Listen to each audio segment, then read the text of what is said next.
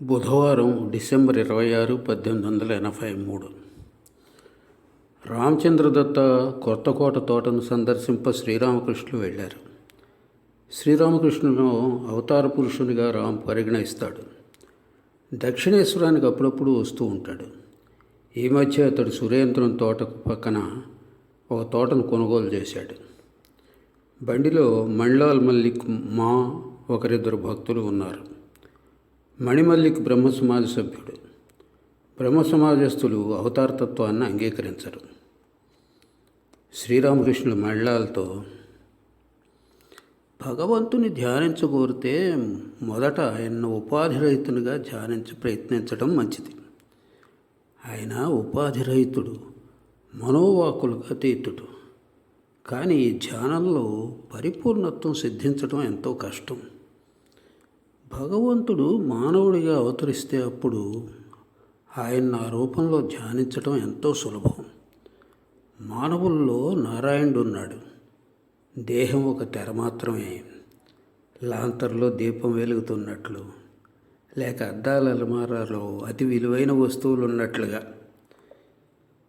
శ్రీరామకృష్ణులు బండి నుండి దిగ్గానే మోటార్ రామ్ తదితర భక్తులతో తులసివనం చూడబోయారు.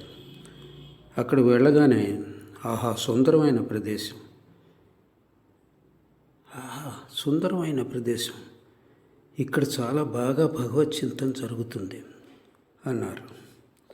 తర్వాత శ్రీరామకృష్ణులు కొలనుకు దక్షిణాన ఉన్న గదిలో కూర్చున్నారు. రాము ఒక పళ్ళెంలో దానిమ్మ, కమలాలు మొదలైన పళ్లను, కొన్ని మధుర భక్ష్యాలను శ్రీరామకృష్ణులకు సమర్పించాడు. ఆయన వాటిని భక్తులతో కలిసి ఆనందంగా ఆరగించారు. కాసేపు అయ్యాక తోటను పూర్తిగా తిరిగి చూశారు. తరువాత ప్రక్కనే ఉన్న సురేంద్రం తోటకు బయలుదేరారు. కాస్త దూరం నడిచి పిదప బండిలో అక్కడికి వెళ్ళాలి. భక్తులతో కలిసి నడుస్తూ పోతూ ఉన్నప్పుడు ఒక చెట్టు కింద ఒక సాధువు ఒంటరిగా మంచం మీద కూర్చొని ఉండటం చూశారు. వెంటనే అతడి వద్దకు వెళ్ళి ఆనందంగా హిందీలో మాట్లాడసాగారు. శ్రీరామకృష్ణులు సాధువుతో, మీరు ఏ సాంప్రదాయానికి చెందినవారు? గిరి, పురి లాంటి వాటిలో ఏ సాంప్రదాయం? జనం నన్ను పరమహంస అని పిలుస్తారు అన్నాడు సాధువు. అందుకు శ్రీరామకృష్ణులు, భేష్ భేష్, శివోహం, అది మంచిది.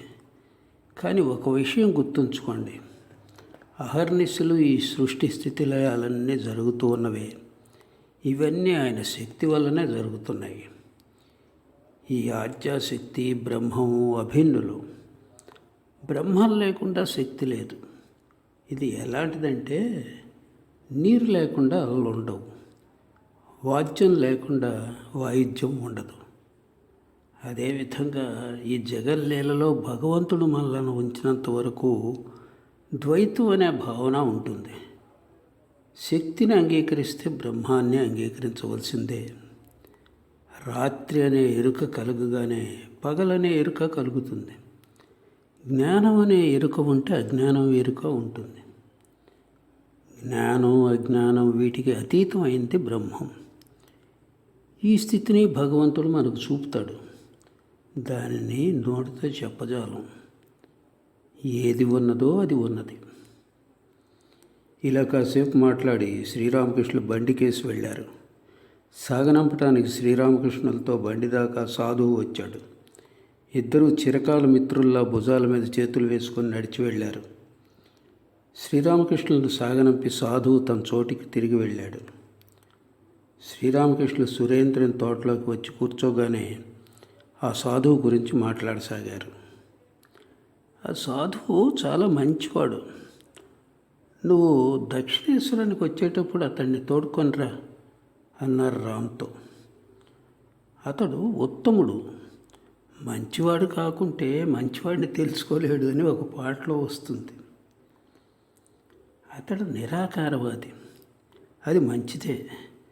భగవంతుడు సాకారుడు, నిరాకారుడు, ఇంకా ఎన్నో రూపాలు ఉన్నవాడు. నిత్యం ఎవరికి చెందిందో ఆయనతే లీల కూడా. మనోవాక్కులకు అతీతమైన ఆయనే పలు రూపాలు ధరించి కార్యాలు నిర్వహిస్తున్నాడు. ఆయనే ఓం నుంచి ఓం శివం, ఓం కాళీ, ఓం కృష్ణ అయి ఉన్నాడు. విందుకు అతిథులను తోడుకొని రావడానికి యజమాని తన పిల్లవాడిని పంపుతాడనుకోండి. ఆ పిల్లవాని పట్ల వారు ఎంతో ప్రేమ కనబరుస్తారు. ఎందుకంటే అతడు ఆ పెద్ద మనిషి కుమారుడో మనవడో కదా. సురువంతిని తోటలోనూ శ్రీరామకృష్ణులు కాస్త ఉపాహారం స్వీకరించారు. తర్వాత భక్తులతో దక్షిణేశ్వరానికి బయలుదేరారు. గురువారం డిసెంబర్ 27, 1883. దక్షిణేశ్వర కాళికాలయంలో మంగళహారతుల సుమధురనాదం వినవస్తోంది. దాంతోపాటు నహబత్తులో నుండి ఉదయరాగాలతో సంగీత వాద్యాలు మ్రోగసాగాయి. శ్రీరామకృష్ణులు లేచి తమ మధుర కంఠస్వరంతో భగవన్నామాలను ఉచ్చరించసాగారు. గదిలోని దేవీదేవతల చిత్రపటాలకు ప్రణామం చేశారు. గదికి పశ్చిమాన ఉన్న అర్ధచంద్రాకార మొగసాలలోకి వెళ్ళి గంగానదిని దర్శించారు. కొందరు భక్తులు దక్షిణేశ్వరంలోనే బస చేసి ఉన్నారు. కాలకృత్యాలు తీర్చుకొని వారు ఒకరొకరుగా వచ్చి శ్రీరామకృష్ణులకు ప్రణామం చేశారు. రాఖాల్ శ్రీరామకృష్ణులతో అక్కడే ఉన్నాడు. బాబురాం గత సాయంత్రం వచ్చాడు. మా 2 వారాలుగా అక్కడే బస చేసుకున్నాడు. శ్రీరామకృష్ణులు స్నానం చేసి కలకత్తా వెళ్ళటానికి సిద్ధంగా ఉన్నారు. శ్రీరామకృష్ణులు మాను పిలిచి, ఈశాన్ నన్ను ఆహ్వానించాడు. బాబురాం నాతో పాటు వస్తున్నాడు, నువ్వు కూడా రా అన్నారు. శ్రీరామకృష్ణులతో బయలుదేరమ్మా తయారయ్యాడు. అప్పుడు సమయం ఉదయం 8 గంటలు. శ్రీరామకృష్ణులను తీసుకువెళ్ళటానికి బండి నహబత్తు సమీపంలో ఆగింది. 4 వైపులా పువ్వుల మొక్కలు, కంటికి ఎదురుగా గంగానది, అన్ని దిశలు ఆనందమయంగా ఉన్నాయి. శ్రీరామకృష్ణులు దేవీ దేవతల చిత్రపటాలకు ప్రణమిల్లారు. తరువాత జగజ్జనని నామాన్ని జపిస్తూ బండిలో ఎక్కారు. మా బాబురాములు ఆయన వెంట వెళ్ళారు. శ్రీరామకృష్ణులు ఉన్ని శాలువా, టోపీ, మసాలా దినుసులు సంచి పుచ్చుకున్నారు. శీతాకాలం కావడంతో సాయంత్రం పూట కప్పుకోవటానికి ఆయనకు శాలువా కావాల్సి ఉంది. శ్రీరామకృష్ణులు దర్హాస్వాదనంతో ఆనందంగా మాట్లాడుతూ బయలుదేరారు. 9 గంటలకు బండి కలకత్తా చేరుకుంది. శ్యామ్ బజార్ మీదుగా మెచ్చువా బజారు కోడలి వద్దకు వచ్చింది. మాకు ఈశాన్ ఇల్లు తెలుసు. కూడలిలో తిరిగి బండిని ఈశాన్ ఇంటి ముందు నిలపమని చెప్పాడు. ఈశాన్ వికసిత వదనంతో శ్రీరామకృష్ణులను ఆహ్వానించి అతిథుల గదిలోకి తీసుకుని వెళ్ళాడు. అతడితో అతడి బంధువులు ఉన్నారు. శ్రీరామకృష్ణులు భక్తులతో వెళ్ళి కూర్చున్నారు. యోగక్షేమాలు విచారించుకున్నాక శ్రీరామకృష్ణులు ఈశాన్ కుమారుడు శ్రీష్తో మాట్లాడసాగారు. అతడు MA, BL పట్టాలు పుచ్చుకొని ఆలీపూర్లో న్యాయవాదిగా ఉంటున్నాడు. ఎంట్రన్స్ FAలో విశ్వవిద్యాలయంలో ప్రప్రథముడుగా ఉత్తీర్ణుడయ్యాడు. నిరాడంబరంగా ఉన్నాడు. అతన్ని చూస్తే అతడికి ఏమీ తెలియదని అనుకుంటారు. అతడికి దాదాపు 30 ఏళ్ళుంటాయి. చేతులు జోడించి అతడు శ్రీరామకృష్ణులకు నమస్కరించాడు. ఇటువంటి శాంత స్వభావం గలవాడిని చూడనే లేదని అతన్ని శ్రీరామకృష్ణులకు పరిచయం చేశాడు. శ్రీరామకృష్ణులు శ్రీష్తో, నువ్వేం చేస్తుంటావు నాయనా? నేను ఆలీపూర్లో న్యాయవాదిగా ఉంటున్నాను అన్నాడు శ్రీష్. ఇటువంటి వ్యక్తి న్యాయవాదిగా ఉంటావా అన్నారు శ్రీరామకృష్ణులు. నువ్వు ఏదన్నా అడగాలనుకుంటున్నావా? సంసారంలో అనాసక్తుడై జీవించడం ఎలా వంటి ప్రశ్నలు ఏమన్నా అడగాలా? అందుకు శ్రీష్, సంసారంలో కర్మలు చేస్తూ లోకులు అనుచిత కార్యాలకు పాల్పడతారు. కొందరు పాపకర్మలను, కొందరు పుణ్యకర్మలను చేస్తున్నారు. ఇదంతా పూర్వకర్మల ఫలితమా? దేని కారణంగా అలా చేయవలసి వస్తుంది అని అడిగాడు. శ్రీరామకృష్ణులు, కర్మలు నిర్వర్తించటం ఎన్ని రోజుల వరకు? భగవంతుణ్ణి పొందనంత వరకే. ఆయన్ని పొందితే అన్నీ తొలగిపోతాయి. అప్పుడు మనిషి పాపపుణ్యాలకు అతీతుడవుతాడు. పండు కానరాగానే పువ్వు రాలిపోతుంది. ఫలం నిమిత్తమే పువ్వు పూస్తూ ఉంది. సంధ్యాది కర్మలు ఎంతవరకు? భగవన్నామం ఉచ్చరించగానే రోమాంచితం కావటం, కళ్ళల్లో అశ్రుధారలు స్రవించటం జరిగినంతవరకే. ఇవన్నీ భగవదనుభూతి లక్షణాలు. భగవంతుడి పట్ల శుద్ధ భక్తి పొందినందులకైన లక్షణాలు. భగవంతుడిని తెలుసుకోవటంతో పాపపుణ్యాలకు అతీతులమవుతాం. ప్రసాదు పలుకును నేను భక్తి ముక్తులు రెంటినే శిరమున ధరింతును. నేను కాళీ బ్రహ్మముల మర్మమును గ్రహించి ధర్మాధర్మములనన్నిటినీ వదిలివేచితిని. భగవంతుణ్ణి ఎంతగా సమీపిస్తావో ఆ మేరకు కర్మలను ఆయనే తగ్గించి వేస్తాడు. కోడలు గర్భం ధరిస్తే అత్తగారు ఆమె పనులను క్రమక్రమంగా తగ్గించి వేస్తుంది. 10 నెలలు నిండగానే పనులు పూర్తిగా తగ్గించి వేస్తుంది. బిడ్డ పుట్టిన తర్వాత కోడలు బిడ్డ ఆలనా పాలనలోనే మునిగి ఉంటుంది. బిడ్డతోనే ఆనందం చెందుతూ ఉంటుంది. సంసారంలో ఉంటూ భగవంతుని వైపుగా సాగటం ఎంతో కష్టం అన్నాడు శ్రీష్. అందుకు శ్రీరామకృష్ణులు, ఎందుకు అభ్యాస యోగం ఉంది కదా. కామార్పకూరులో వడ్రంగి కుటుంబాల స్త్రీలు అటుకులు అమ్ముతున్నారు. వాళ్ళు తమ పని చేసుకుంటూ ఎన్ని విషయాలు గమనిస్తూ ఉంటారో తెలుసా. రోకలీరే రోల్లో పడుతూ ఉంటుంది. ఒక చేత్తో వడ్లను తోస్తూ ఉంటారు. మరో చేత్తో బిడ్డను ఒడిలో ఉంచుకొని పాలు పడుతూ ఉంటారు. ఈ మధ్యలో ఖాతాదారులు వస్తూ ఉంటారు. ఇక్కడ రోకలి పడుతూ ఉంటుంది. అదే సమయంలో వాళ్ళు వారితో బేరం చేస్తూనే ఉంటారు. మీరు ఇవ్వవలసిన బాకీ ఇచ్చివేసిన తర్వాతే సరుకులను తీసుకెళ్ళండి అంటుంటారు.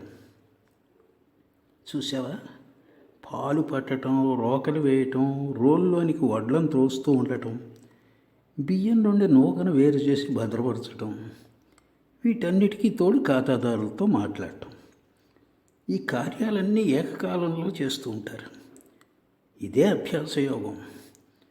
రోల్లో చేతిని పోనిస్తారు, కానీ రోకలు చేతి మీద పడకుండా ఉండాలి కదా. కనుక వారి మనస్సు 16లో 15 వంతులు రోకల మీదనే ఉంటుంది. తక్కిన 1 వంతు బిడ్డకు పాలు పట్టడం, ఖాతాదారులతో మాట్లాడటం మొదలైనవి. అదేవిధంగా సంసారంలో ఉన్నవాళ్ళు 16లో 15 వంతులు మనస్సును భగవంతునిపై నిలపడం మంచిది. లేకుంటే సర్వనాశనం అయిపోతుంది. యముడి చేతిలో చిక్కుకుంటారు. 1 వంతు మనస్సుతో ఇతర పనులన్నీ చేసుకోవాలి. జ్ఞానం పొందిన తదనంతరం సంసారంలో ఉండవచ్చు. కానీ మొదట జ్ఞానం సముపార్జించాలి. సంసారం అనే నీటిలో మనస్సు అనే పాలను ఉంచితే అవి కలిసిపోతాయి. కనుక మనస్సు అనే పాలను పెరుగుగా మార్చి ఏకాంతమైన చోట ఉంచి చిలికి వెన్న తీసి దాన్ని సంసారం అనే నీటిలో ఉంచాలి. ఇలా చేసాక భయం ఉండదు. అందుచేతనే సాధన అవసరం. ప్రాథమిక దశలో ఏకాంతవాసం చేయటం ఎంతో ఆవశ్యకం. రావి చెట్టు మొక్కగా ఉన్నప్పుడు దాని చుట్టూ కంచి కట్టాలి. లేకుంటే ఆవులు మేకలు మేసి వేస్తాయి. కానీ చెట్టు పోది ముదిరిన తర్వాత కంచెను తీసివేయవచ్చు. అప్పుడు దానికి ఒక ఏనుగుని కట్టివేసినా చెట్టుకి ఏమీ అవ్వదు. కాబట్టి ప్రారంభ దశలో అప్పుడప్పుడు ఏకాంతంలో గడపాలి. సాధన అవసరం. అన్నం తినాలి. ఊరికే కూర్చుని కట్టెల్లో అగ్ని ఉంది, ఆ అగ్నితో బియ్యం ఉడుకుతుంది అంటూ ఉంటే బియ్యం ఉడుకుతుందా? మొదట 2 కట్టెలను తీసుకువచ్చి ఒకదానితో ఒకటి రుద్దాలి. అప్పుడే కదా అగ్ని రాజుకుంటుంది. సిద్ధి అంటే గంజాయి తాగితే మత్తు కలుగుతుంది, ఆనందం కలుగుతుంది. కానీ దాన్ని తాగను లేదు, ఏమీ చేయలేదు. ఊరికే కూర్చుని సిద్ధి సిద్ధి అంటున్నావు. అందుచేత మత్తు కలుగుతుందా? ఆనందం కలుగుతుందా? వేలాది పుస్తకాలు చదవచ్చు. భగవంతుని పట్ల భక్తి కలుగుకుంటే ఆయన్ను పొందాలనే అభిలాష లేకుంటే అంతా మిథ్యే.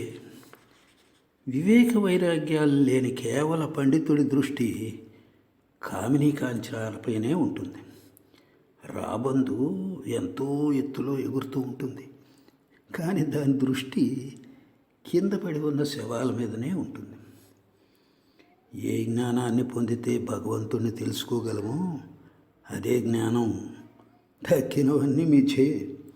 సరే, భగవంతుని గురించి నువ్వేమనుకుంటున్నావు?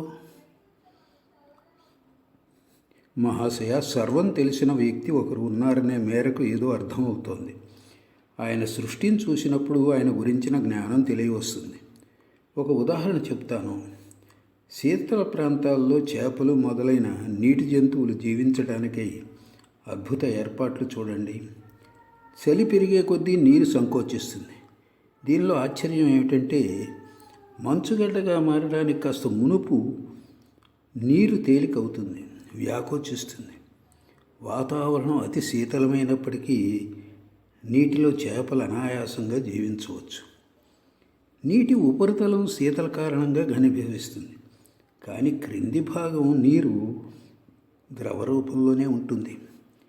చలిగాలి వీచితే దాని ప్రభావం మంచు పొర మీద మాత్రమే పడుతుంది, క్రింది నీరు వెచ్చగానే ఉంటుంది అన్నాడు శ్రీష్.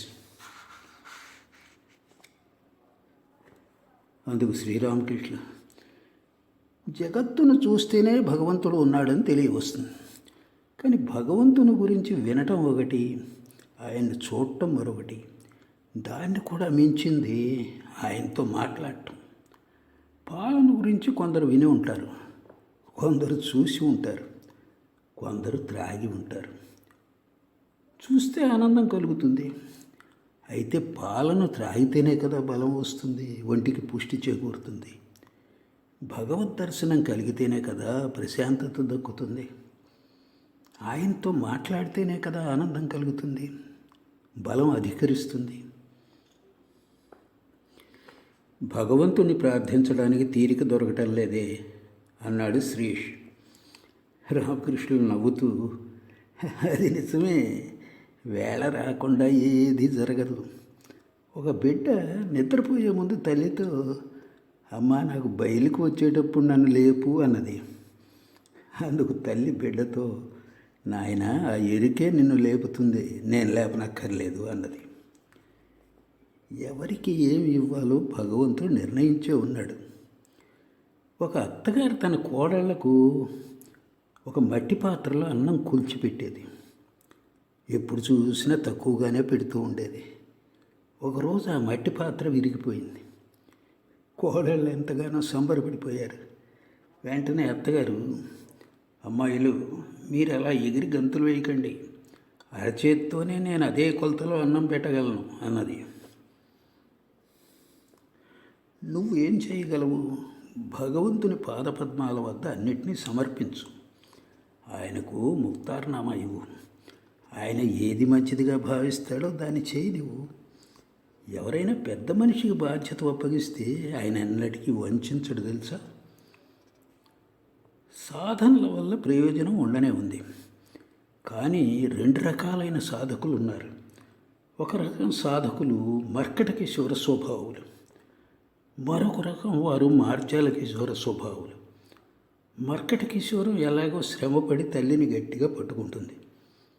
అదేవిధంగా కొందరు సాధకులు ఇంత జపం చేయాలి, ఇంత ధ్యానం చేయాలి, ఇంత తపస్సు చేయాలి, అప్పుడే భగవంతుని దర్శించగలమని భావిస్తూ ఉంటారు. ఇట్టి సాధకులు స్వయం కృషితో భగవంతుని అందుకోవడానికి పాటుపడుతూ ఉంటారు. కానీ మార్జాల కిశోరం తానే స్వయంగా తల్లిని పట్టుకోలేదు. అది నేల మీదే పడి మ్యావ్ మ్యావ్ అంటూ అరుస్తుంది. తల్లే ఏమైనా చేయని అని తల్లి మీద భారం వదిలేస్తుంది. తల్లి పిల్లి కొన్ని సమయాల్లో కూనను పరుపు మీద పెడుతుంది, కొన్ని సందర్భాల్లో డాబాపై కట్టెల గుట్ట చాటున పెడుతుంది. తల్లి పిల్లి కూనను నోటితో కరుచుకొని ఎక్కడెక్కడికో తీసుకుపోయి పెడుతుంది. కూనలకు స్వయంగా తల్లిని పట్టుకోవటం తెలియదు. అదేవిధంగా కొందరు సాధకులు ఇంత జపం, ఇంతసేపు ధ్యానం అని లెక్కలు వేసుకొని సాధన చేయలేరు. వీరు కేవలం వ్యాకులతతో విలపిస్తూ భగవంతుని ప్రార్థిస్తారు. భగవంతుడు వీరి విలాపాన్ని వింటూ ఉపేక్షించలేడు, వచ్చి దర్శనం ఇస్తాడు. భోజనం సమయం అయింది. శ్రీరామకృష్ణుల భోజన ఏర్పాట్లో ఈశాన్ సతమతమవుతున్నాడు. ఇంటి లోపలికి వెళ్ళి ఏర్పాట్లన్నింటినీ పర్యవేక్షిస్తున్నాడు. సమయం గడిచిపోతూ ఉంది. అందుచేత శ్రీరామకృష్ణులు ఒకంత అసహనంగా కనిపించారు. గదిలో ఆయన పచారులు చేస్తున్నారు. కానీ మందహాసవదనంతోనే కీర్తనలను గానం చేసే కేశవ్ అనే వ్యక్తితో మధ్య మధ్యలో మాట్లాడుతున్నారు. గాయకుడు కేశవ్ భగవంతుడే కారణం కూడా. దుర్యోధనుడు కృష్ణుడితో త్వయా హృషికేశ హృదిస్థితేన యథా నియుక్తోస్మి తథా కరోమి అంటే, నా హృదయసీమలో నెలకొని ఉన్న కృష్ణ, నువ్వు ఎలా చేస్తావో అట్లే చేస్తాను అన్నాడు. అందుకు శ్రీరామకృష్ణులు నవ్వుతూ, అవును, భగవంతుడు సమస్తం చేయిస్తూ ఉన్నాడంటూ నిజమే. ఆయనే కర్త, మానవులు యంత్రాల వంటి వారు. అదే సమయంలో కర్మఫలం ఉండటము యథార్థమే. మిరపకాయ తింటూనే కడుపులో మంట పుడుతుంది. మిరపకాయ తినటం కడుపులో మంటను కలిగిస్తుంది అనేది భగవంతుని ఆదేశం. పాపం చేస్తే అందుకైన ఫలాన్ని అనుభవించే తీరాలి. కానీ సిద్ధుడు అంటే భగవద్దర్శనం పొందిన వ్యక్తి పాపం చేయలేడు. ప్రతిభావంతుడైన నాట్యకారుడు తప్పటడుగు వేయడు సుమా. శిక్షణ పొందిన గళం నుండి సరిగమలు సరైన శృతిలోనే వస్తాయి. భోజనం సిద్ధమైంది. శ్రీరామకృష్ణులు భక్తులు లోపలికి వెళ్ళి భోజనం చేశారు. పంచభక్ష పరవాన్నాలతో చక్కని విందు భోజనం పెట్టాడు ఈశాన్. మధ్యాహ్నం 3 గంటలైంది. మధ్యాహ్న భోజనానంతరం శ్రీరామకృష్ణులు ఈశాన్ ఇంట్లోని అతిథుల గదిలోకి వచ్చి కూర్చున్నారు. శ్రీష్ మాల్ కూడా కూర్చున్నారు. శ్రీరామకృష్ణులు శ్రీష్తో మాట్లాడసాగారు. నీ మనోవైఖరి ఏమిటి? సోహంభావ లేక సేవ్య సేవక భావమా? సంసారులకు సేవ్య సేవక భావం చాలా మంచిది.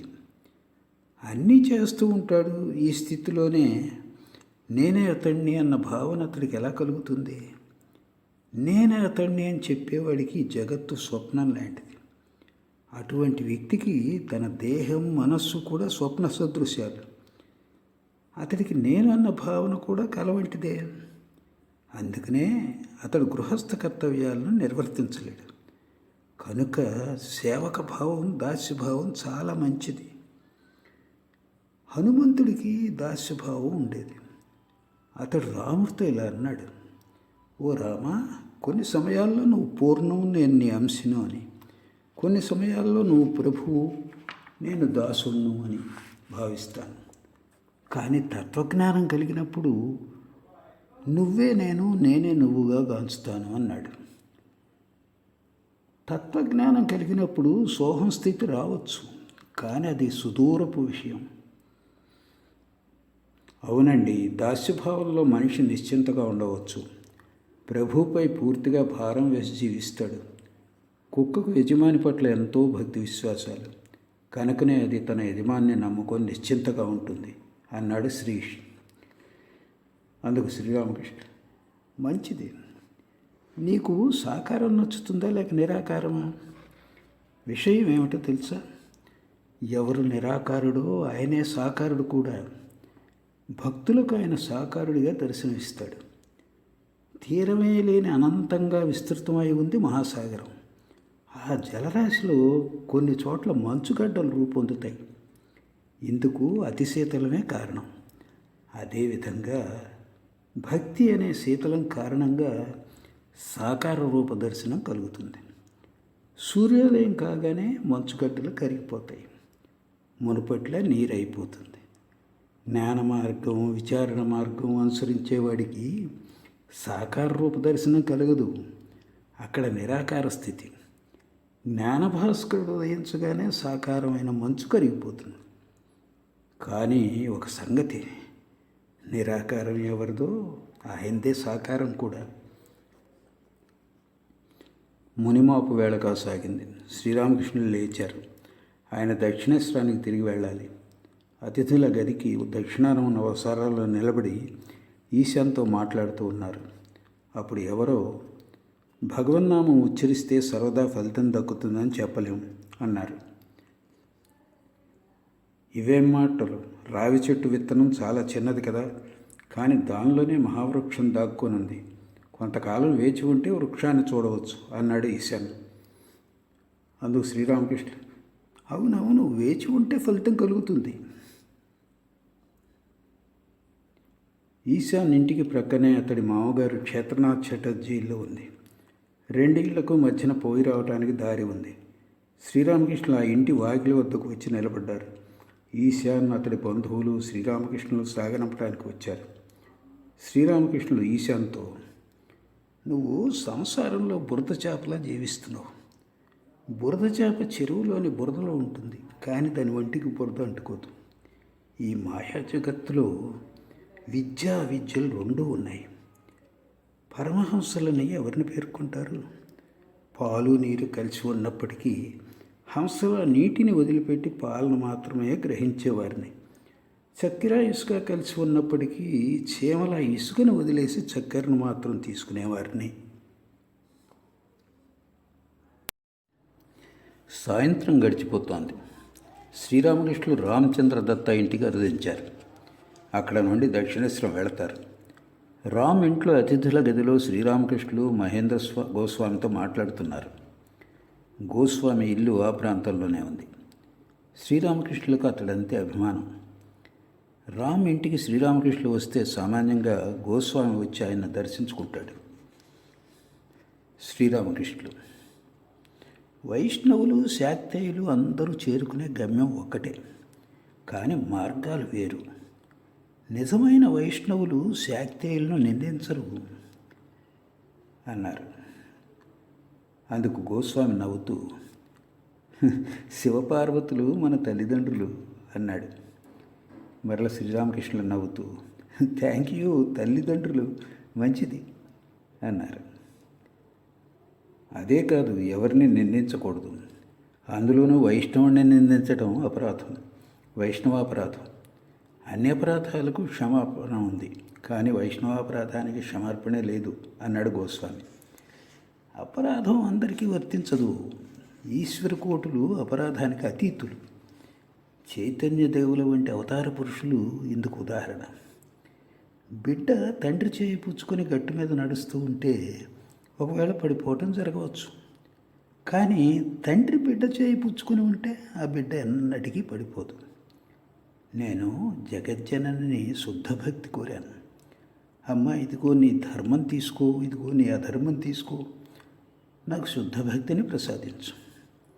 ఇదిగో నీ శుచిని తీసుకో, నీ అశుచిని తీసుకో, నాకు శుద్ధ భక్తిని ప్రసాదించు. అమ్మా, ఇదిగో నీ పాపం తీసుకో, ఇదిగో నీ పుణ్యం తీసుకో, నాకు శుద్ధ భక్తిని ప్రసాదించు అని ప్రార్థించాను అన్నారు. అవునండి అన్నాడు గోస్వామి. అన్ని మతాలను గౌరవించాలి, కానీ నిష్ఠాభక్తి అని ఒకటి ఉంది. అందరికీ ప్రణామం చేయాలి, సరైందే, కానీ ఒకదాన్ని ప్రాణప్రదంగా ప్రేమించాలి, అదే నిష్ఠ. రాముని స్వరూపం తప్ప వేరే ఏ స్వరూపము హనుమంతుడికి నచ్చలేదు. ద్వారకలో తలపాగా ధరించిన కృష్ణుడిని దర్శింప గోపికలు ఇష్టపడలేదు. వారి నిష్ఠ అటువంటిది. గృహిణి తన బావ, మరిది, తతిమ్మ వ్యక్తులకు కాళ్ళు చేతులు కడుక్కోవడానికి నీళ్ళు ఇవ్వటం, ఆసనం వేయటం మొదలైన సేవలు అందిస్తుంది. కానీ భర్తను సేవించినట్లు ఆమె మరెవరిని సేవించదు. భర్తతో ఆమెకు ఉన్న సంబంధమే ప్రత్యేకమైంది అన్నారు శ్రీరామకృష్ణులు. శ్రీరామకృష్ణులను రామ్ మధుర భక్ష్యాలతో సేవించాడు. తర్వాత ఆయన దక్షిణేశ్వరానికి బయలుదేరారు. మా నుండి శాలువా టోపీ తీసుకొని ధరించారు. భక్తులతో బండిలో ఎక్కి కూర్చున్నారు. రామ్ ప్రభృతులు ఆయన బండి ఎక్కడంలో సహాయం చేశారు. మా కూడా బండిలో ఎక్కాడు. దక్షిణేశ్వరం కేసి బండి బయలుదేరింది. శనివారం డిసెంబర్ 29, 1883 నేడు అమావాస్య. శ్రీరామకృష్ణులు కాళీఘాట్ కాళికాలయానికి వెళ్ళనున్నారు. దారిలో అధర్ సేన్ ఇంటికి వెళ్తారు. అధర్ కూడా అక్కడి నుండి కాళికాలయానికి వారి వెంట వెళ్తాడు. బండి శ్రీరామకృష్ణుల గదికి ఉత్తరాన గల మొగసాల వద్దకు వచ్చి నిలిచింది. సమయం 1 గంట కావస్తోంది. మా బండి ప్రక్కన నిలబడి ఉన్నాడు. మా శ్రీరామకృష్ణులతో, మహాశయ నేను రానా అని అడిగాడు. అందుకు శ్రీరామకృష్ణులు ఎందుకు అని ప్రశ్నించారు. మా దారిలో ఒకసారి ఇంటికి వెళ్ళి రావాలని అనుకుంటున్నాడు. శ్రీరామకృష్ణులు ఒకంత యోచించి, ప్రస్తుతం వెళ్ళాలా? ఇక్కడ సుఖంగానే ఉన్నావు కదా, మా కాసేపు ఇంటికి వెళ్ళి రావాలనుకుంటున్నాడు. కానీ శ్రీరామకృష్ణులు అందుకు సమ్మతించలేదు. దక్షిణేశ్వర ఆలయం నుండి బండి బయలుదేరింది. ఆదివారం డిసెంబర్ 30, 1883. దక్షిణేశ్వర ఆలయంలో ఒక చెట్టు కింద మా పచారులు చేస్తున్నాడు. అప్పుడు సమయం మధ్యాహ్నం 3 గంటలు. ఓ భక్తుడు అక్కడికి వచ్చి మాతో పరమహంస దేవులు పిలుస్తున్నారని చెప్పాడు. శ్రీరామకృష్ణులు భక్తులతో తమ గదిలో కూర్చునున్నారు. మా ఆయనకు ప్రణామం చేశాక భక్తులతో కింద కూర్చున్నాడు. కలకత్తా నుండి రామ్, కేదార్ మొదలైన భక్తులు వచ్చి ఉన్నారు. వేదాంతవాది అయిన సాధువు ఒకరు వారితో వచ్చి ఉన్నాడు. శ్రీరామకృష్ణులు రామ్ తోటకు వెళ్ళినప్పుడు ఈ సాధువును కలుసుకున్నారు. ఆనాడు ఒక చెట్టు కింద ఒంటరిగా ఒక మంచం మీద ఈ సాధువు కూర్చునున్నాడు. శ్రీరామకృష్ణుల కోరిక మేరకు రామ్ ఆయన్ని దక్షిణేశ్వరానికి తోడుకొని వచ్చాడు. సాధువు శ్రీరామకృష్ణులు చూడటానికి కుతూహలపడ్డాడు. శ్రీరామకృష్ణులు మంచం మీద తమ పక్కన సాధువును కూర్చోబెట్టుకుని ఆయనతో ఆనందంగా మాట్లాడసాగారు. సంభాషణ హిందీలో సాగింది. శ్రీరామకృష్ణ, ఇదంతా మీకు ఎలా అనిపిస్తుంది? అంతా స్వప్నం లాంటిది అన్నాడు సాధువు. బ్రహ్మ సత్యం జగన్మిథ్య అంతే కదా, మంచిది. బ్రహ్మం ఎటువంటిది? శబ్దమే బ్రహ్మం అంటే అనాహత శబ్దం అన్నాడు సాధువు. అందుకు శ్రీరామకృష్ణులు, కానీ ఈ శబ్దానికి ప్రతిపాద్యం ఒకటి ఉంటుంది కదా, ఏమంటారు అన్నారు. వాచ్యం ఆయనే, వాచకం ఆయనే అన్నాడు సాధువు. ఆ పలుకులు వినటంతో శ్రీరామకృష్ణులు సమాధి స్థితిని అందారు. నిశ్చలంగా చిత్తరువులా కూర్చునున్నారు. సాధువు, భక్తులు ఆశ్చర్యచకితులై శ్రీరామకృష్ణులు ఆ సమాధి స్థితిని చూస్తూ ఉన్నారు. ఇదిగో చూడండి, దీన్నే సమాధి అంటారు అని సాధువుతో కేదార్ చెప్పాడు. సాధువు శాస్త్రాల్లోనే సమాధి గురించి చదివి ఉన్నాడు, ఎప్పుడు చూసి ఉండలేదు. శ్రీరామకృష్ణులు మెల్లమెల్లగా బాహ్య స్మృతిలోకి వచ్చారు. జగన్మాతతో ఇలా అంటున్నారు, అమ్మా, నేను సాధారణ స్థితిలో ఉండాలి, నన్ను బాహ్య స్మృతిరహితునిగా చేయకు. సాధువుతో సచ్చిదానందం గురించి మాట్లాడి ఆనందం పొందగోరుతున్నాను. శ్రీరామకృష్ణుల స్థితిని చూసి మాటలను విని ఆ సాధువు ఆశ్చర్యచకితుడైనాడు. సాధువుతో శ్రీరామకృష్ణులు ఇలా అన్నారు, ప్రస్తుతం సోహంను వదిలిపెట్టు, ఇప్పుడు నేను నువ్వు అనే భావనలో ఆనందిద్దాం. నేను నువ్వు భావన ఉన్నంత వరకు అమ్మ కూడా ఉంటుంది. రా, అమ్మతో ఆనందంగా ఉందామని శ్రీరామకృష్ణులు చెప్తున్నారు. కాసేపటి తర్వాత శ్రీరామకృష్ణులు పంచవటిలో నడుస్తూ ఉన్నారు. రామ్, కేదార్, మా ప్రభృతులు ఆయనతో ఉన్నారు. శ్రీరామకృష్ణులు నవ్వుతూ, ఆ సాధువుల గురించి ఏమనుకుంటున్నావు అని అడిగారు. అందుకు కేదార్, శుష్క వేదాంతం, పొయ్యి మీద ఎసరు పెట్టడమైంది కానీ కుండలో ఇంకా బియ్యం వేయలేదు అన్నాడు. అది నిజమే, కానీ అతడు ఒక సన్యాసి. ఎవరైతే సంసారాన్ని త్యజించాడో అతడు బాగా పురోభివృద్ధి చెందినవాడు సుమా. ఈ సాధువు ఒక ప్రవర్తకుడు. భగవంతుని పొందకుంటే ఏ ప్రయోజనమూ ఉండదు. భగవత్ ప్రేమలో ఉన్మత్తుడై ఉన్నప్పుడు మరేది సంతోషాన్ని కలిగించదు. అప్పుడు పదిలపరచవే మనసా అమ్మ శ్యామను, అతి ప్రియమగున అమ్మ శ్యామను. పదిలపరచవే మనసా అమ్మ శ్యామను, అతి ప్రియమగున అమ్మ శ్యామను. నిలుపుము నీలో అతి భద్రముగా, పరులెవ్వరినీ చేరనీయకుము. మన విరువురమే ఆమెను చూతము, పదిలపరచవే మనసా. శ్రీరామకృష్ణుల భావనకు తగినట్లు కేదార్ ఒక పాట పాడాడు. మది విప్పి నేనెట్లు చెప్పగలను సఖా, చెప్పరాదని నోరు నొక్కబడి ఉండగా. మది విప్పి నేనెట్లు చెప్పగలను సఖా, చెప్పరాదని నోరు నొక్కబడి ఉండగా. నా బాధ తెలియగల దైశాలిగనలేక మరణించు స్థితిలోన మనినాడనిపుడు. శ్రీరామకృష్ణులు తమ గదికి తిరిగి వచ్చారు. అప్పుడు సాయంత్రం 4 గంటలైంది. కాళికాలయం తెరిచారు. శ్రీరామకృష్ణులు సాధువును తోడుకొని కాళికాలయానికి వెళ్ళారు. మా కూడా వెంట ఉన్నాడు. ఆలయంలోకి వెళ్ళగానే ఆయన జగజ్జానికి భక్తి ప్రపత్తులతో ప్రణమిల్లారు. సాధువు చేతులు జోడించి తల వంచి పదే పదే జగజ్జానికి ప్రణామం చేశాడు. శ్రీరామకృష్ణులు, స్వామి దర్శనం ఎలా ఉంది అని అడిగారు. అందుకు సాధువు, కాళీ మహాదేవి ఆమె అన్నాడు. కాళీ బ్రహ్మము అభిన్యులు అంతే కదా అన్నారు శ్రీరామకృష్ణులు. సాధువు, మనస్సు బహిర్ముఖమై ఉన్నంత వరకు కాళిని అంగీకరించవలసిందే. బహిర్ముఖమైనప్పుడు మంచి చెడు అనే విచక్షణ చేయవలసిందే. మంచిని స్వీకరించి చెడును వదిలిపెట్టాలి. ఇదిగో చూడండి, నామరూపాలన్నీ భ్రాంతి జనితాలు. అయినప్పటికీ మనస్సు బహిర్ముఖమై ఉన్నంత వరకు స్త్రీవాంఛను వదిలిపెట్టే తీరాలి. సాధక దశలో మంచి చెడులు అన్నవి ఉంటాయి, లేకుంటే అధోగతి పొందుతాం. ఈ రీతిలో మాట్లాడుతూ శ్రీరామకృష్ణులు సాధువు గదిలోకి వచ్చారు. శ్రీరామకృష్ణులు మాతో, నువ్వు ఒకటి గమనించావా? ఆ సాధువు ఆలయంలో కాళికాదేవికి ప్రణమిల్లాడు అన్నారు. అవునండి అన్నాడు మా. సోమవారం డిసెంబర్ 31, 1883. అప్పుడు సాయంత్రం 4 గంటలైంది.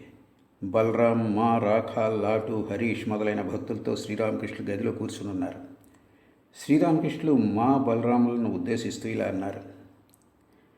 హలధారి జ్ఞాన మార్గం అనుసరించేవాడు. రాత్రింబవళ్ళు ఆధ్యాత్మ రామాయణం, ఉపనిషత్తులు పఠించేవాడు.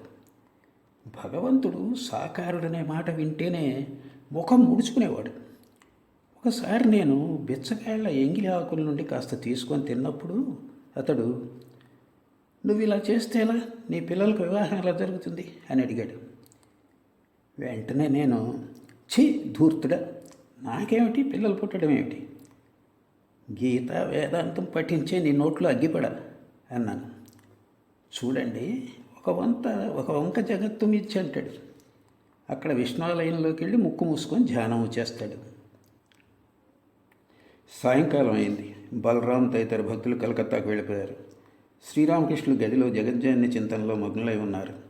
కాసేపట్లో ఆలయంలో హారతులు సుమధుర నాదాలు వినవచ్చాయి. రాత్రి 8 గంటలైంది. శ్రీరామకృష్ణులు భావపారవశ్య స్థితిలోనే తీయని స్వరంతో జగజ్జనితో మాట్లాడుతున్నారు. మా ప్రక్కనే నేల మీద కూర్చుని వింటున్నాడు. హరి ఓం హరి ఓం అంటూ మధురకంఠంతో ఉచ్చరించి శ్రీరామకృష్ణులు జగజ్జననితో మాట్లాడనారంభించారు. అమ్మా, నా తల్లి, బ్రహ్మజ్ఞానంతో నన్ను బాహ్యస్మృతి శూన్యునిగా చేయొద్దు. నేను బ్రహ్మజ్ఞానం ఇచ్చగించను. నేను లీలలు చూసి ఆనందింపగోరుతాను. అమ్మా, నాకు వేదాంతం తెలియదు, తెలుసుకోకోరటం లేదు. నిన్ను ప్రాప్తించుకుంటే వేదాంతాలన్నీ నిమ్నాతి నిమ్నాలైపోతున్నాయి. కృష్ణ, నా మాట విను, తిను, తీసుకో. నాయనా కృష్ణ, నా బంగారు, నీతో చెప్తున్నాను విను. నా నిమిత్తం నువ్వు మానవ దేహం ధరించొచ్చావు నాయనా.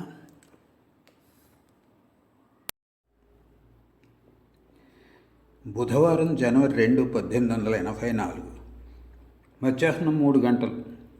రాఖా, లాటు, హరీష్, రామ్లాల్, మా ప్రభృతులు అప్పుడు దక్షిణేశ్వరంలోనే బస చేస్తున్నారు.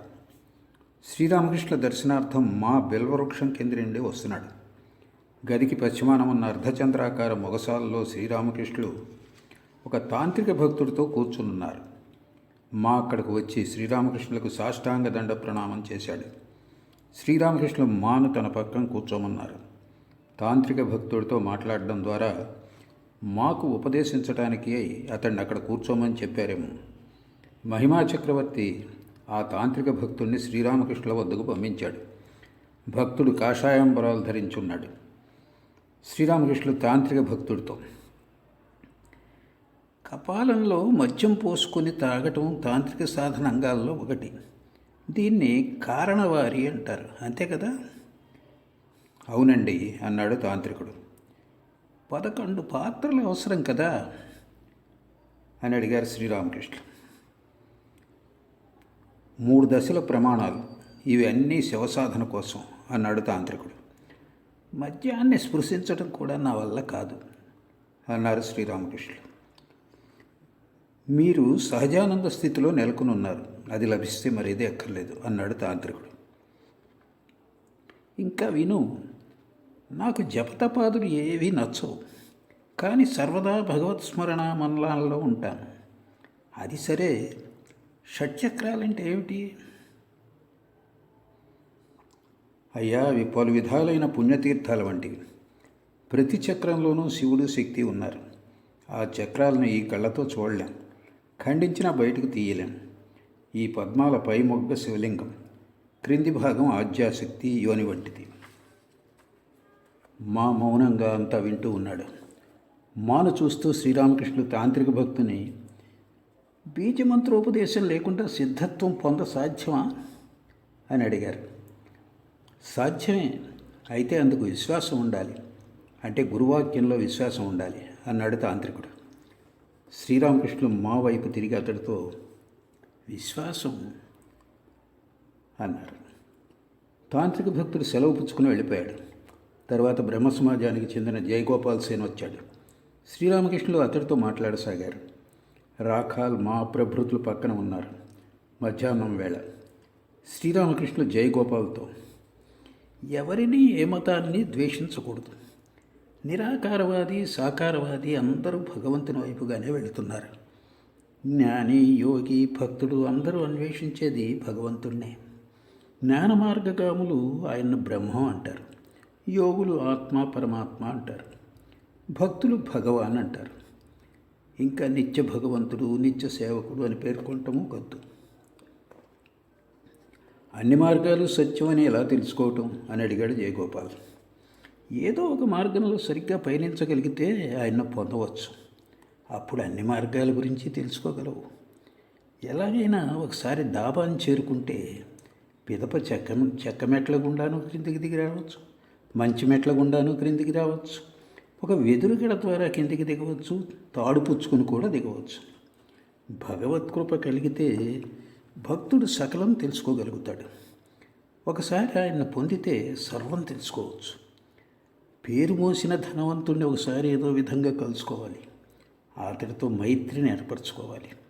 అప్పుడు తనకి ఎన్ని తోటలున్నాయో, ఎన్ని చెరువులున్నాయో, ఎన్ని కంపెనీ పత్రాలు ఉన్నాయో అతడే తెలుపుతాడు.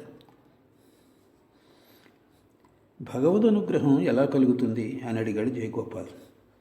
ఆయన నామగుణ కీర్తనలు సర్వదా చేస్తూ ఉండాలి. సాధ్యమైనంత వరకు విషయ చింతనలను త్యజించాలి. పైరు నిమిత్తం పొలంలోకి ఎంతో శ్రమించి నీరు పారిస్తావు, కానీ కలుగుల ద్వారా నీరు బయటకు పోతుంది. కాలువ త్రవి నీరు పారించి ఏం ప్రయోజనం? అంతా వృధా అవుతుంది. చిత్తశుద్ధి కలిగి విషయాసక్తి తొలగిపోతే వ్యాకులత కలుగుతుంది. అప్పుడు నీ ప్రార్థన భగవంతుడిని చేరుతుంది. టెలిగ్రాఫ్ తీగలో మరో వస్తువు చేరిక ఉన్నప్పుడు లేక పగులు ఉన్నప్పుడు సమాచారం చేరదు. నేను వ్యాకులతతో ఏకాంతంలో వెక్కి వెక్కి ఏడ్చేవాడిని. నారాయణుడెక్కడా నారాయణుడెక్కడా అంటూ విలపిస్తూ బాహ్య చైతన్యాన్ని కోల్పోయేవాడిని. నా మనస్సు మహావాయువులో లీనమైపోయేది. యోగం ఎలా సిద్ధిస్తుంది? టెలిగ్రాఫ్ తీగలో వేరే వస్తువు చేరిక ఉండరాదు. తీగలో పగులు లేకుండా ఉండాలి. విషయాసక్తిని అడుగంటా త్యజించాలి. ఏ విధమైన కోరిక ఉండరాదు. కోరికలతో కూడుకున్న భక్తిని సకామ భక్తి అంటారు. నిష్కామ భక్తిని అహేతుక భక్తి అంటారు. భగవంతుడా, నీకు ఇష్టమైతే నన్ను ప్రేమించు, లేదంటే లేదు. అయితే నేను మటుకు నిన్ను ప్రేమిస్తాను. ఇదే అహేతుక భక్తి. అసలు విషయం ఇదే. భగవంతుణ్ణి ప్రేమించాలి. ఆ ప్రేమ తీవ్రతరమైనప్పుడు ఆయన దర్శనం కలుగుతుంది. పతివ్రతకు భర్త పట్ల గల ఆకర్షణ, తల్లికి బిడ్డ పట్ల గల ఆకర్షణ, విషయాసక్తునికి విషయ వస్తువుల పట్ల గల ఆకర్షణ, ఈ మూడు ఆకర్షణలు ఒక్కటై భగవంతుని దిశగా మరలినప్పుడు భగవంతుని దర్శనం కలుగుతుంది. జయగోపాల్ ప్రాపంచిక వ్యక్తి. అందుకేనా శ్రీరామకృష్ణులు అతడికి ఇలా ఉపదేశం చేస్తున్నారు. రాత్రి 8 గంటలైంది. శ్రీరామకృష్ణులు గదిలో కూర్చునున్నారు. రాఖాల్ మా కూడా ఉన్నారు. గడిచిన 21 రోజులుగా మా ఇంటికి వెళ్ళలేదు.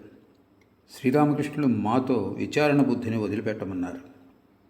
శ్రీరామకృష్ణులు రాఖాల్తో, అతిగా విచారణ చేయటం మంచిది కాదు. మొదట భగవంతుడు, తర్వాత జగత్తు. భగవంతుని పొందితే ఆయన జగత్తు గురించి తెలుసుకోవచ్చు. మా రాఖాలతో యదుమల్లిక్తో మాట్లాడితే అతడికి ఎన్ని ఇళ్ళు, ఎన్ని తోటలు, ఎన్ని కంపెనీ పత్రాలు ఉన్నాయో అన్నీ తెలుసుకోవచ్చు. అందుకే ఋషులు వాల్మీకిని మర అంటూ జపం చేయమన్నారు. దీనికి ఒక కారణం ఉంది. మా అంటే భగవంతుడు, రా అంటే జగత్తు. మొదట భగవంతుడు, తర్వాత జగత్తు. కృష్ణకిషోరు ఇలా అన్నాడు, నారద ఋషి ఉపదేశించటం వలన మరా ఒక పవిత్ర మంత్రం అయింది. మా అంటే భగవంతుడు, రా అంటే జగత్తు. కనుక మొదట వాల్మీకిలా సమస్తం త్యజించి ఏకాంతంలో గోప్యంగా మనోవ్యాకులతతో వెక్కి ఏడ్చి భగవంతుని ప్రార్థించాలి. మొదట కావలసింది భగవద్దర్శనం. ఆ తర్వాత శాస్త్రాలను గురించి, జగత్తును గురించి విచారణ చేయవచ్చు. ఇలాంటూ శ్రీరామకృష్ణులు మాతో, అందుకే ఇకపై విచారణ చేయవద్దని నీకు చెప్తున్నాను. ఈ సంగతి నీకు చెప్పటానికే ఇప్పుడు సరుగుడు తోపు నుండి నేను వచ్చాను. అతిగా విచారణ చేస్తే చివరకు హాని వాటిల్లుతుంది.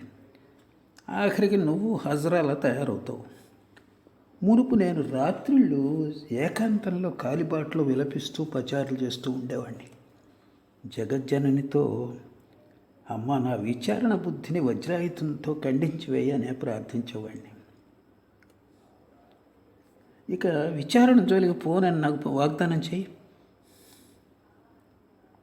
అలాగేనండి, ఇకపై విచారణ చేయను అన్నాడమ్మా. భక్తి ద్వారానే సకలం సిద్ధిస్తుంది. బ్రహ్మజ్ఞానం కోరేవారు సైతం భక్తి మార్గాన్ని చేపడితే వారికి బ్రహ్మజ్ఞానము కలుగుతుంది. భగవద్ అనుగ్రహం ఉంటే జ్ఞానానికి కొదువు ఉంటుందా ఏంటి? గ్రామాల్లో ఒడ్లు కొలుస్తుంటారు. ఒక కుప్ప తగ్గితే వెంటనే ఒకడు మరొక కుప్పను ముందుకు త్రోసిస్తాడు. జగజ్జనని జ్ఞానరాశిని త్రోసిస్తుంది. భగవంతుని పొందిన పిదప పండితులు గడ్డిపోచల వలె తోస్తారు. మీతో బెస్తవాని ఇంట్లో సమావేశానికి కూడా నేను రావడానికి సిద్ధం. దానిలో ఏ తప్పు ఉంది?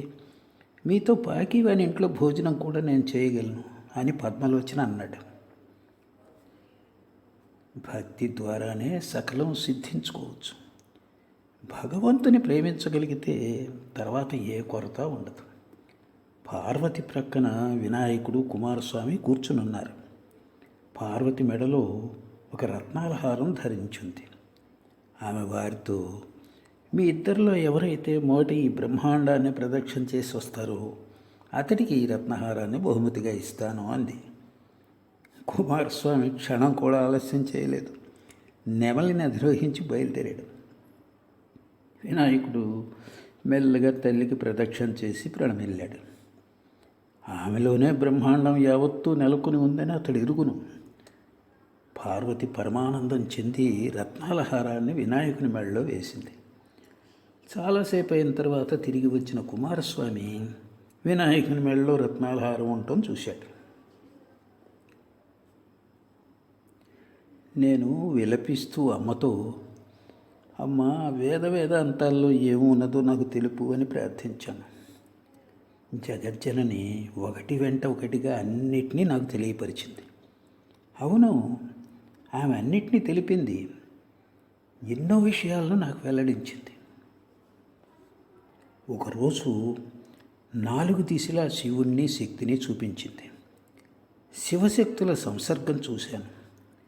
మనిషి, జీవరాశులు, చెట్టు చేమలు అన్నింట్లోనూ అదే శివశక్తి, అదే పురుషుడు, ప్రకృతి. వారి సంసర్గాన్ని ప్రతి చోట గాంచాను. మరో రోజు మనుష్యుల పుర్రెల కుప్పం చూపించింది. ఆ కుప్ప కొండంత ఎత్తు ఉంది. వేరే ఏదీ లేదు. వాటి మధ్య నేను ఒంటరిగా కూర్చునున్నాను. ఇంకొక రోజు ఒక మహాసముద్రాన్ని చూపించింది. నేను ఉప్పు బొమ్మగా మారి లోతు కొలవడానికి వెళ్ళాను. కొలవడానికి వెళ్ళినప్పుడు గురువు కృపచే రాయిగా మారిపోయాను. అప్పుడు ఒక ఓడను చూశాను. వెంటనే దానిలోకి ఎక్కాను. గురువే సరంగు. శ్రీరామకృష్ణ మాతో, ప్రతిరోజు ఉదయాన సచ్చిదానంద గురువును నువ్వు ప్రార్థిస్తున్నావా? అవునండి అన్నాడు మా. గురువు సరంగు. అప్పుడు నేను నువ్వు అనేవి వేర్వేరు అని తెలుసుకున్నాను. మళ్ళీ సముద్రంలోకి దూకి చేపగా మారిపోయాను. చూసేసరికి ఆ స్థితిలో సచ్చిదానంద సాగరంలో ఆనందంగా ఈదుతూ ఉన్నాను. ఇవన్నీ అతి గోప్యమైన విషయాలు. విచారణ చేసి ఏం తెలుసుకుంటావు? ఆయన చూపించినప్పుడు అన్నీ అర్థమవుతాయి. ఏ కొరత ఉండదు. శుక్రవారం జనవరి 4, 1884. అప్పుడు సమయం సాయంత్రం 4 గంటలై ఉంటుంది. శ్రీరామకృష్ణులు పంచవటిలో కూర్చుని ఉన్నారు. దరహాసోదనం. ఆయనతో మా హరిపదుడు ప్రభృతులు ఉన్నారు. హరిపదుడితో ఆనంద చటర్జీ గురించి, ఘోష్పాడ శాఖలో జరిగే సాధన నియమాలను గురించి శ్రీరామకృష్ణులు మాట్లాడారు. కాసేపు అయ్యాక శ్రీరామకృష్ణులు తమ గదికి వచ్చారు. మా హరిపదుడు, రాఖాల్ మొదలైన భక్తులు వచ్చి కూర్చున్నారు. మా ఎక్కువసేపు బిల్వవృక్షం కిందనే గడిపాడు. శ్రీరామకృష్ణులు మాతో, ఇక మీదట విచారణ చేయకు. దానివల్ల చివరికి హాని వాటిల్లుతుంది. భగవంతుని ప్రార్థించేటప్పుడు సఖీ, దాస్య, సంతాన భావం లేకుంటే వీరభావం, ఏదో ఒక భావం ఆరోపించుకోవాలి. నాది సంతాన భావం. ఈ భావాన్ని చూసి మాయాదేవి లజ్జ చేత దారి వదులుతుంది. వీరభావం ఎంతో కష్టం. శాక్తేయులు, వైష్ణవులు దీన్ని అనుసరిస్తారు. ఈ భావంలో సరిగ్గా నెలకొని ఉండటం ఎంతో కష్టం. శాంత, దాస్య, సఖ్య, వాత్సల్య, మధురాది భావాలు ఉన్నాయి. మధుర భావంలో అన్ని భావాలు ఇమిడి ఉన్నాయి. ఇలా అంటూ మాతో, నీకు ఏది నచ్చుతుంది? అన్నీ నచ్చుతాయి అన్నాడు మా. సిద్ధుడయ్యాక ఆ స్థితిలో అన్ని భావాలు నచ్చుతాయి. ఆ స్థితిలో కామం జాడ మాత్రంగా కూడా ఉండదు. వైష్ణవ శాస్త్రాల్లో చండీదాస్ రజక స్త్రీ కథ ఉంది. వారి ప్రేమ అణుమాత్రం కూడా కామం లేనిది. ఆ స్థితిలో ప్రకృతి భావం వస్తుంది. తానొక పురుషుడిననే ఎరుక ఉండదు. మీరాబాయి ఒక స్త్రీ అనే కారణంగా ఆమెను చూడ రూపకోస్వామి నిరాకరించాడు. అందుకు మీరాబాయి, బృందావనంలో శ్రీకృష్ణుడు ఒక్కడే పురుషుడు, తక్కిన వారందరూ ఆ పురుషుడికి దాసీలే.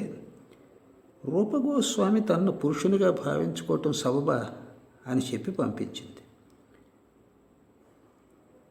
రాత్రి కాబోతోంది. మా శ్రీరామకృష్ణుల పాదాల వద్ద కూర్చుని ఉన్నాడు. కేశవ్ ఆరోగ్యం ప్రమాదకరంగా ఉంది అన్న సమాచారం తెలిసింది. కేశవ్ గురించి, అతడి సమాజాన్ని గురించి శ్రీరామకృష్ణులు ప్రస్తావించారు. శ్రీరామకృష్ణులు మాతో, అక్కడ ఉత్తి లెక్చర్ మాత్రమేనా, లేక ధ్యానం కూడా ఉందా? వారు తమ పూజా విధానాన్ని బహుశా ఉపాసన అంటుంటారు. మునుపు కేశవ్ క్రైస్తవ మతాన్ని, దాని దృక్పథాలను గురించి ఎక్కువగా చింతన చేసేవాడు. అప్పుడు అంతకు మునుపు అతడు దేవేంద్రనాథ్ ఠాగూర్ సమాజంలో ఉండేవాడు.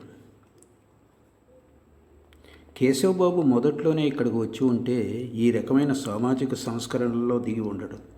కుల విచక్షతను రద్దుపరచడం, వితంతు పునర్వివాహం, కులాంతర వివాహం, స్త్రీ విద్య మొదలైన సామాజిక కార్యకలాపాల్లో ఇంతగా పాల్గొని ఉండడు అన్నాడు మా.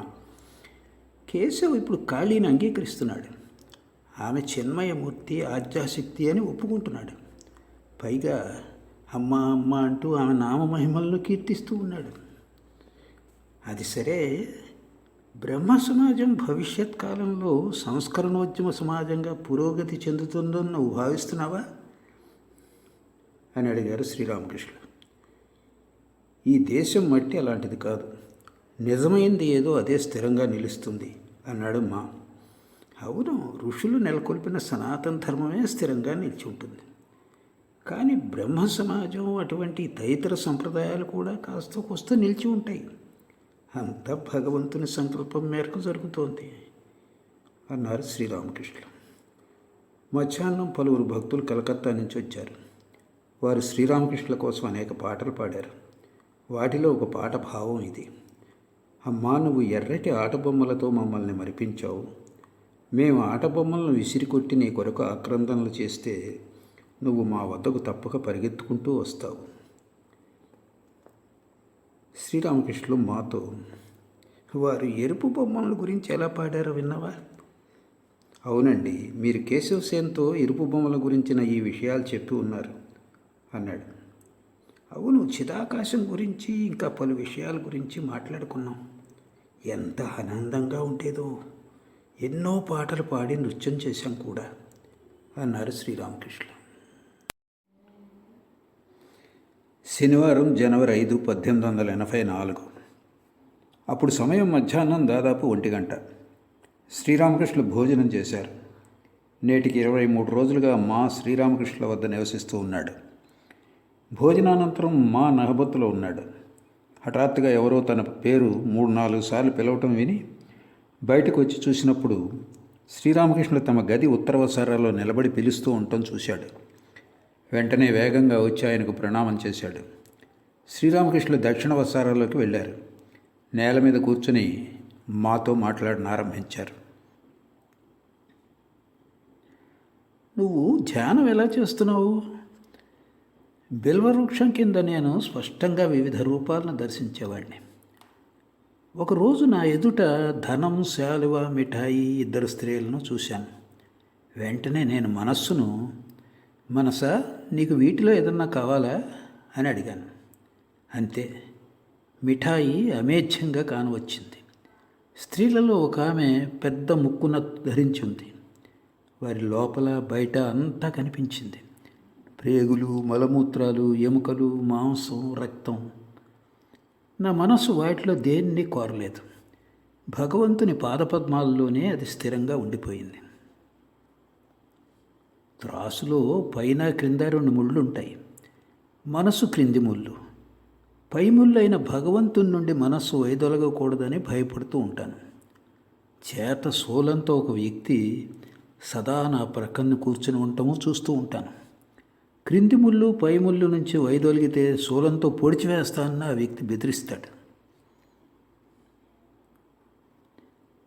కానీ కామినీ కాంచనాలను త్యజించకుండా ఆధ్యాత్మిక పురోగతి సాధ్యపడదు. నేను 3 త్యజించాను: భూమిని, స్త్రీని, ధనాన్ని. మా కులదైవమైన రఘువీరుని పేరిట ఉన్న భూమిని గ్రామంలో రిజిస్టర్ చేయి వెళ్ళాను. నన్ను సంతకం చేయమన్నారు. నేను చేయలేదు. నా భూమి అన్న ఎరికే నాలో లేదు.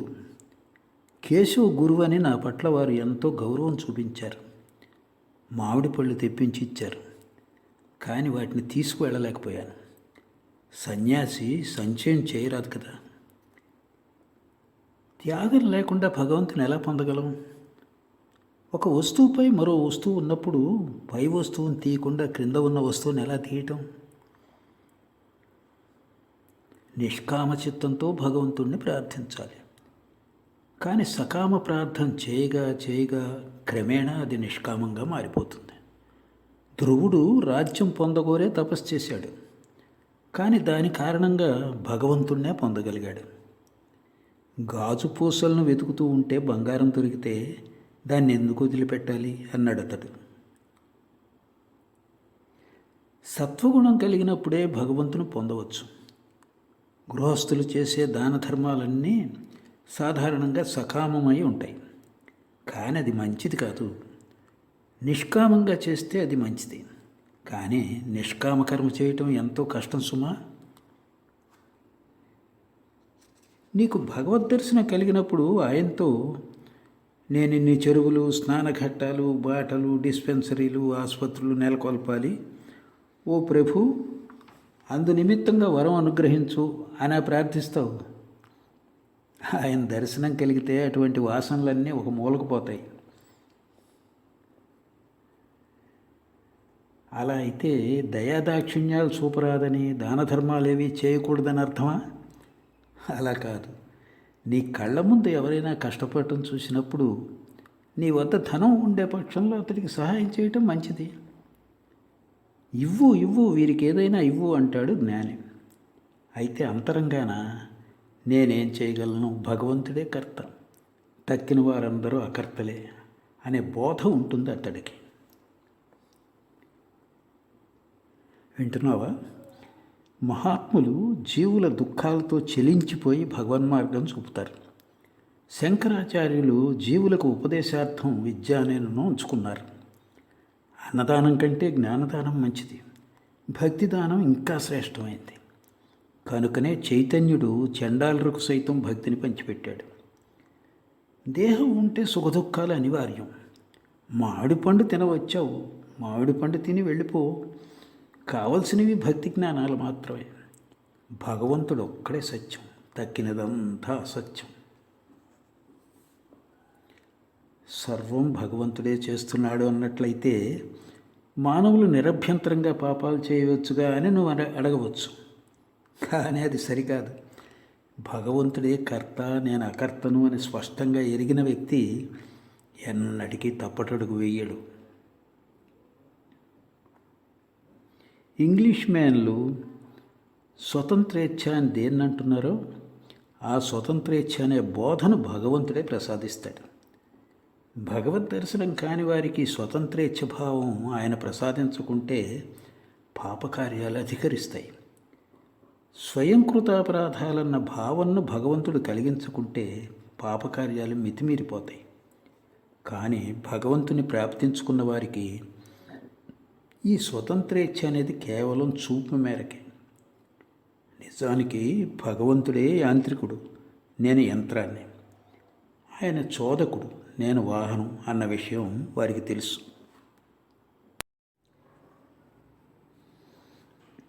సాయంకాలం 4 గంటలు. రాఖాల్ ఒకరిద్దరు భక్తులు పంచవటి కుటీరంలో మా పాడుతూ ఉండగా వింటున్నారు. పాటను విని రాఖాల్ పారవశ్యం చెందాడు. కాసేపట్లో శ్రీరామకృష్ణులు పంచవటికి వచ్చారు. ఆయనతో బాబురాం, హరీష్ మొదలైన వారు వచ్చారు. ఈరోజు మా చక్కగా పాడి మమ్మల్ని అందరినీ ఆనందంలో ఓల్లాడించాడు అన్నాడు రాఖాల్. శ్రీరామకృష్ణులు భావపారవశ్యంలో పాడనారంభించారు. కృష్ణనామమునా చెవిని సోకగనే పరవశముందితి ఆ పావన క్షణమున. కృష్ణనామమునా చెవిని సోకగనే పరవశముందితి ఆ పావన క్షణమున. మాతో ఇటువంటి పాటలను పాడు. భక్తి భక్తుల సహవాసాలకు మించి మరేం కావాలి? శ్రీకృష్ణుడు మధురకు వెళ్ళినప్పుడు యశోద రాధ వద్దకు వచ్చింది. రాధ అప్పుడు ధ్యానంలో ఉంది. తరువాత రాధ ఇలా అంది, నేను ఆధ్యాశక్తిని, ఏదైనా వరం కోరుకో. అందుకు యశోద, నేనేం వరం కోరుకుంటాను? మనోవాక్కాయ కర్మలచే నేను భగవంతుని సేవించాలి, ఈ కళ్ళతో భక్తులను దర్శించాలి, మనస్సుతో ఆయన గురించి ధ్యాన చింతనలు చేయాలి, నాలుకతో ఆయన నామగుణ కీర్తన చేయాలి. అలా అనుగ్రహించు అన్నది. కానీ పరిపక్వం చెందిన వారికి భక్తుల సహచర్యం లేకున్నా పర్వాలేదు. కొన్ని సందర్భాల్లో వారు భక్తుల సహచర్యం అంతగా ఇష్టపడరు. ఆల్చిప్పలు పొదగబడిన గోడకు సున్నం వేస్తే అది నిలవదు. అంటే అంతరంలోనూ బాహ్యంలోనూ భగవంతుణ్ణి గాంచే వ్యక్తి స్థితి ఇటిది. సరుగుడు తోపు నుంచి తిరిగి వచ్చిన శ్రీరామకృష్ణులు పంచవటి ప్రక్కకు వచ్చినప్పుడు మాతో ఇలా అన్నారు, నీ కంఠస్వరం స్త్రీ కంఠస్వరంలా ఉంది. ఇటువంటి పాటలు నువ్వు పాడగలవా? సఖి నాకు చెప్పవే ఇక ఎంత దూరమే నా వంశీ మోహనుడు నర్తించు ఆవనం. సఖి నాకు చెప్పవే ఇక ఎంత దూరమే నా వంశీ మోహనుడు నర్తించు ఆవనం. బాబురామ్ను చూపుతూ మాతో, చూసావా, రామ్లాల్ తదితర నా బంధువులు పరాయివారుగా తోస్తున్నారు. పరాయివారు నా సొంత వాళ్ళు అయిపోయారు. చూడు, బాబురామ్తో బయటకు వెళ్ళిరా, ముఖం కడుక్కో అని చెప్తూ ఉంటాను. ఇప్పుడు భక్తులే ఆత్మీయులు. అవునండి అన్నాడు మా. శ్రీరామకృష్ణుల పంచవటిని చూస్తూ, ఈ పంచవటిలోనే కూర్చుని ఉండేవాడిని. కాలక్రమాన ఉన్మాదుణ్ణయ్యాను. ఆ స్థితి తొలగిపోయింది. కాళుడే బ్రహ్మం. కాళునితో క్రీడించేది ఎవరో ఆమె కాళి, ఆద్యాశక్తి. అచరాలను చరాలుగా చేసేది. ఇలా అంటూ శ్రీరామకృష్ణులు పాడసాగారు. గతియే కాదా కాళీమాయి మదిలో కాళీమాయి మర్మము తలచిన మతియే నిలచిపోవగా గతియే కాదా కాళీమాయి. మరల మాతో, నేడు శనివారం కాళికాలయానికి పోయిరా అన్నారు శ్రీరామకృష్ణులు. పొగడ చెట్టు వద్దకు వచ్చినప్పుడు శ్రీరామకృష్ణులు మాతో ఇలా అన్నారు. చిదాత్మ చిత్శక్తి, చిదాత్మ పురుషుడు, చిత్శక్తి ప్రకృతి. చిదాత్మ శ్రీకృష్ణుడు, చిత్శక్తి శ్రీరాధ. భక్తులు ఈ చిత్శక్తి యొక్క విశేష రూపాలు. భక్తులు సఖీభావమో దాస్యభావమో అవలంబించాలి. ఇదే సారం. సాయంకాలం అయ్యాక శ్రీరామకృష్ణులు కాళికాలయానికి వెళ్ళారు. మా అక్కడ కూర్చొని ధ్యానం చేస్తూ ఉండటం చూసి ఆయన ఆనందించారు. దేవాలయాల్లో సంధ్యాహారతులు ముగిశాయి. శ్రీరామకృష్ణులు మంచం మీద కూర్చుని జగజ్జనని స్మరిస్తూ ఉన్నారు. మా మాత్రం నేల మీద కూర్చున్నాడు. శ్రీరామకృష్ణులు సమాధిముఖులైనారు. కాసేపటికి సమాధి స్థితి నుండి ఒకంత బాహ్య స్మృతిలోనికి వచ్చారు. కానీ భావపారవేశ్యంలోనే ఉన్నారు. బిడ్డ తల్లితో మంకుపట్టు పట్టేట్లు హృదయం ద్రవించేలా జగజ్జననితో మాట్లాడారు. అమ్మా, నీ భువనమోహన రూపాన్ని ఎందుకు చూపించలేదు? నేను ఎన్నోసార్లు బ్రతిమాలుకున్నాను. నేను ఎంత బ్రతిమాలినా నువ్వు వినలేదే. నువ్వు ఇచ్చామైవి. ఆర్ద్ర హృదయంతో శ్రీరామకృష్ణులు జగజ్జననితో మాట్లాడుతున్న తీరు రాళ్లను సైతం కరిగించేట్లుంది. శ్రీరామకృష్ణులు కొనసాగించారు. అమ్మా, నేను విశ్వాసం కోరుకుంటాను. ఈ విచారణ భూతం పారిపోనివ్వు. విశ్వాసం కావాలి. గురువు ఉపదేశంలో విశ్వాసం, పిల్లవాడికి ఉన్న విశ్వాసం లాంటిది కావాలి. అక్కడ భూతం ఉంది అని తల్లి చెప్తుంది. అవును, ఉన్నది అని వాడు అట్లే విశ్వసిస్తాడు. ఇతడు నీ అన్న అంటుంది తల్లి. వాడు 100కి 125 పాళ్ళు అట్లే విశ్వసిస్తాడు. విశ్వాసం కావాలమ్మా. కానీ అమ్మా, వీరి దోషం ఏమిటి? వీరేం చేస్తారు పాపం? ఒక్కసారి విచారణ చేయవలసిందే కదా. చూడు, నాడు అతడితో ఎంతో చెప్పాను, కానీ ఏం ప్రయోజనమూ లేదు. నేడు ఒక్కసారిగా అన్నీ. శ్రీరామకృష్ణులు విలపిస్తూ జగజ్జనని ప్రార్థించారు. ఏం ఆశ్చర్యం, భక్తుల కోసం విలపిస్తున్నారు. అమ్మా, నీ వద్దకు వచ్చే వారి మనోవాంఛితాలను ఈడేర్చు. సర్వము త్యజించేలా చేయవద్దు తల్లి. చివరకు నీ అభిష్టం మేరకే చెయ్యి. అమ్మా, వీరిని సంసారంలో ఉంచితే అప్పుడప్పుడు వీరికి దర్శనం ఇస్తూ ఉండు. లేకుంటే వారు ఎలా జీవిస్తారు? అప్పుడప్పుడైనా నిన్ను చూడుకుంటే వారికి ఎలా ఉత్సాహం కలుగుతుంది? తర్వాత చివరకు నీ ఇచ్చ మేరకు చేయి. శ్రీరామకృష్ణులు ఇంకా భావపారవశ్యంలోనే ఉన్నారు. ఆ స్థితిలో హఠాత్తుగా మాతో ఇలా అన్నారు. చూడు, నువ్వు ఎక్కువగా విచారణ చేసేసావు. ఇక అక్కర్లేదు. ఇక చెయ్యిపోనని చెప్పు. చేయనండి అన్నాడు చేతులు జోడించుకొని మా. శ్రీరామకృష్ణులు, ఎక్కువైపోయింది. నీ చోటు ఏది అన్నది నువ్వు మొదటిసారి వచ్చినప్పుడు చెప్పావే. నాకంతా తెలుసు. అవునండి అన్నాడు చేతులు జోడించుకొని మా. నీ చోటు, నువ్వెవరు, నీ అంతరం, బాహ్యం, గడిచిపోయిన నీ విషయాలు, భవిష్యత్తు ఇవన్నీ నాకు తెలిసినవే. అవునండి అన్నాడు చేతులు జోడించుకొని మా. నీకు కుమారుడు ఉన్నాడని విని చివాట్లు పెట్టాను.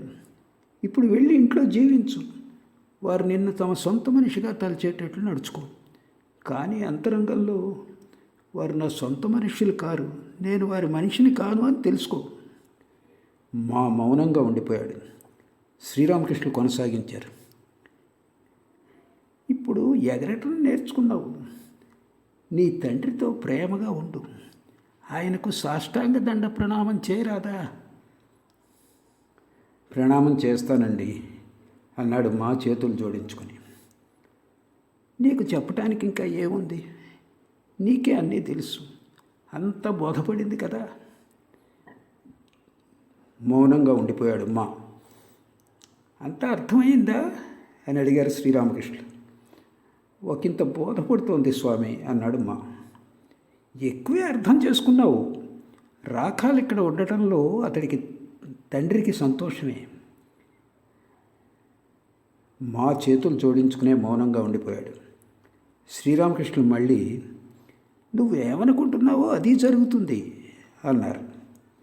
కాసేపు అయ్యాక మామూలు స్థితికి వచ్చేశారు. గదిలో రాఖాల్, రామ్లాల్ ఉన్నారు. రామ్లాల్ని పాడమన్నారు. రామ్లాల్ పాడనారంభించాడు. వినరా సోదర దేవి చరితము వీనుల విందుగను తందాన తాన. వినరా సోదర దేవి చరితము వీనుల విందుగను తందాన తాన. యుద్ధ భూమిలో చిచ్చు పెట్టెడు యువతి ఎవ్వరచట తందాన తాన. ఎవరు ఆ భీకరమానిని ఎవరు? అర్ధనిశీతపు ఆకాశము వల గభీర వర్ణపు కాళ రూపిణి ఎవరు? ఆ భీకరమానిని ఎవరు? వినరా సోదర దేవి చరితము వీనుల విందుగను తందాన తాన.